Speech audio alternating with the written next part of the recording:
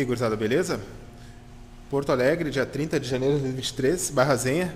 Eu tô aqui hoje com essa Duster 1.6 e 6 válvulas, motor K4M do Cleiton. Obrigado aí, Cleiton, pela confiança. Ele foi indicação aí do Magno, do outro cliente.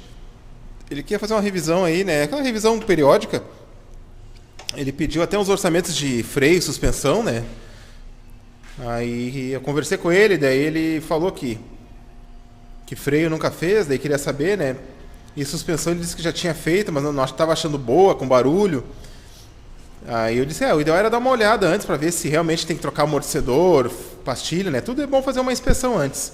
Então ele trouxe o carro hoje, conforme nós tínhamos combinado. Então eu andei com o carro, eu não achei amortecedor ruim. O que eu vi que já tinha visto antes, realmente dá para sentir, ver, houve barulho, né? Coxinha de amortecedor, ele falou a marca que ele comprou, mas é uma marca muito estranha. Coxinha de amortecedor é uma coisa bem chata, tem que ser marca... Que nem eu, aqui normalmente eu aplico Axios ou original de fábrica. E mesmo assim, se for tipo Honda, tem que ser o coxinha original. Nem o Axios dura muito, dá muito bom nesses Honda aí não. Aqui tá tranquilo, Sandero, Logan, Duster, linha Fiat, Ford, eu coloco o coxinha da Axios e nunca me incomodei. Aí até no primeiro momento ele tinha insistido para trocar os amortecedores, mas eu falei que... Aí eu dei uma volta com o carro e falei, no meu ponto de vista não precisa trocar o amortecedor. Só os coxinhos resolve. Ok, a mão de obra é a mesma, só que o valor dos amortecedores é bem salgadinho aqui, o amortecedor desse carro. Aí ele concordou, vai trocar só os coxins. O que mais faz barulho também aqui, a pastilha de freio tá boa. Até ele tinha pedido um orçamento para trocar a pastilha, mas pastilha tem bastante material ainda. É relativamente nova aqui a pastilha. O que faz barulho aqui bastante é a pinça, A pinça bate bastante, tem folga aqui no pino. Teria que tirar o cavalete e largar o cavalete com os pinos para fazer embuchamento. Mas daí diz que isso agora não vai fazer, porque ele precisa do carro para amanhã também. E isso é um serviço que eu tenho que tirar, largar no torneiro, vai levar mais de um dia. Então, outra coisa aqui daí, o fluido de freio está bem contaminado. Dá para testar com essa caneta, Aí, acendeu o LED vermelho, quer dizer que o fluido está contaminado, né? Esse aqui vai ser trocado.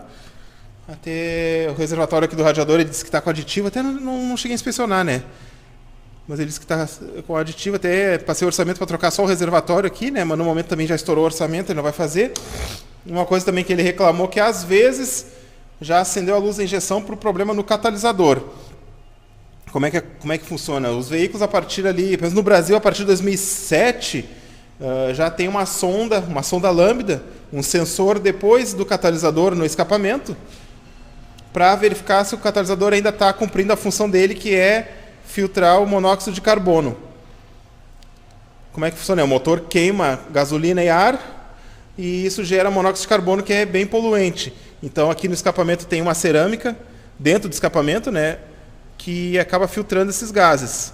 E para monitorar a eficiência do catalisador tem essa sonda pós-catalisador.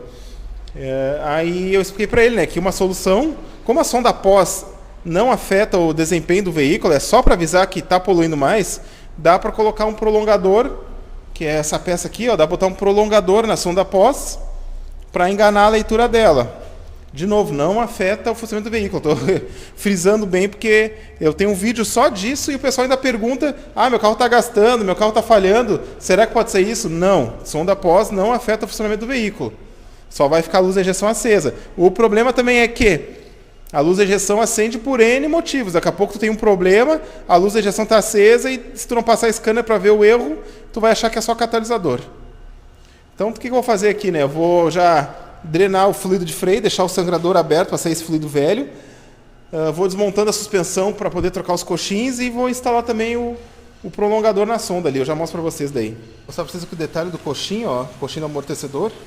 Aqui dá para ver bem a diferença, Olha como o da direita está arreado. E o rolamento travado, não consigo girar. E aqui o novo, né? O novo. Mesmo o velho. Aqui é o velho do outro lado, O velho do outro lado dá para girar também. Vai trocar os dois, o coxinho e o rolamento. Vai aqui em cima, Ai. Dá pra botar até antes.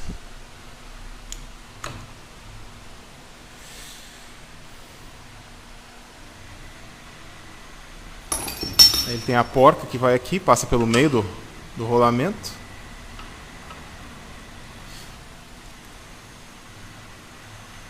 O amortecedor tá bom, tem pressão, tudo. Realmente não tem 2 anos esse amortecedor, esse que não rodou 20 mil, né? Então não vejo por que trocar amortecedor. Ó, aqui o escapamento do veículo, onde saem os gases. Esse aqui é o catalisador aqui. Esse aqui é o catalisador, aqui dentro tá cheio de cerâmica, que faz a filtragem dos gases, né? E essa aqui é a sonda pós. E pode ver que a gente vai colocar então um prolongador nela para enganar a leitura. Já mostro na sequência. Fechou aí o prolongador instalado. Aí como a leitura vai ficar mais pobre, ele engana essa sonda aqui, né? Então não fica aí acendendo acusando falha catalítica. Sangria do fluido de freio, né?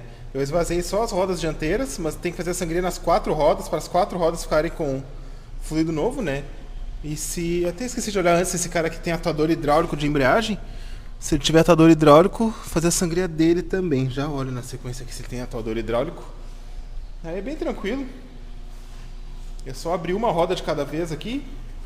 Vou começar por essa roda aqui. Não tem problema, pessoal. Às vezes escorre um pouquinho de fluido por cima. O pessoal diz que suja e tal, mas o fluido de freio, ele... deixa eu mostrar por aqui. O fluido de freio, ele é solúvel em água, né? E para manchar a pintura, tem que deixar derramar e demora para manchar, né? Aqui não tem o que manchar, né? Então, aqui então a gente abre aqui, ó.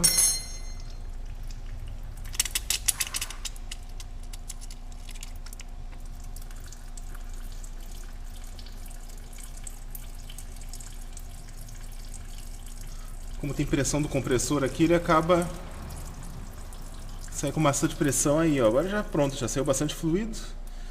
Agora eu fecho e vou para outra roda, fazer isso nas 4 rodas, como eu falei, né? Para as 4 rodas ficarem com fluido novo. Bom, agora sangrando a embreagem, ela usa o mesmo fluido de freio no atuador hidráulico. Aí eu tô trocando o fluido, né, para ficar com fluido novinho, tudo. E é bem chato de tirar, tem essa trava, ó. Que o correto era só, ela puxaria, ela dá uma, ela salta, faz um clique, aí tu consegue mexer aqui no... Deixa eu ver se eu consigo filmar e mostrar pra vocês, né? Tem que só puxar pra trás um pouco, ó. Ó, e daí ele já faz a sangria. Mas é horrível, eu tive que tirar fora, ó. Agora botar ela de volta, vamos ver se... Ó, trancou. Perfeito. Mas bem ruim de sangrar deixar essa travinha aqui. O colega aqui do lado que me deu uma mão, porque eu não tinha pego ainda esse modelo de trava, mas tá aí, já sangrei, né? Agora fechou, só fazer o teste de rodagem e liberar o veículo. Bom, tá aí, o carro tá no chão, né? Tá tudo torqueado, apertado. Pode ver que a folga é mínima, tem uma folga, né? Mas colada essa peça não é, ela não é colada aqui. Ela tem uma folga, porque quando gira a roda, isso aqui trabalha um pouquinho. Agora com os dois... Aquele lá que tava folgado, esse aqui acho que não tinha folga. Mal tem uma folga. Tá? Esse pratinho é só para segurar quando põe no elevador para não cair a roda. Para não ficar... para não desencaixar, né? Mas não é zero folga. Aqui, claro, quando começa a entrar um dedo aqui é porque o coxim tá cansado, né? Que nem eu mostrei lá o coxim que tava bem esmagado ali. Que eu não consegui identificar a marca.